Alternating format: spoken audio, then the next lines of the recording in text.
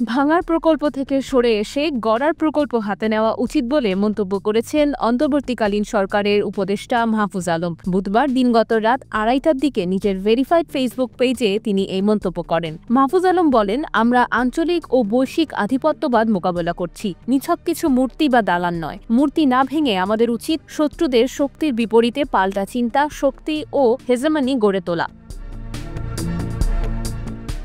ভাঙা প্রকল্প আমাদের জন্য ভালো ভবিষ্যতের ইঙ্গিত বহনা। তিনি আরও বলেন, খুনি হাসিনার বক্তব্য প্রচার এবং এর প্রতিক্রিয়ায় সব রাজনৈতিক অস্থিরতার জন্য দায়ী থাকবে আঞ্চলিক আধিপত্যবাদ। এজন্যই আমাদের উচিত সৃজনশীল শক্তির বিকাশ ঘটানো এবং সার্বিকভাবে এই আধিপত্যবাদ মোকাবেলায় প্রতিক্রিয়া না দেখিয়ে দূরদর্শী পদ্ধতি নেওয়া। এ সময় গড়ার কাজে সক্রিয় হওয়ার আহ্বানের পাশাপাশি সংস্কার কমিশনের প্রস্তাবনাগুলো বাস্তবায়ন শীঘ্রই শুরু হবে বলেও জানান তিনি।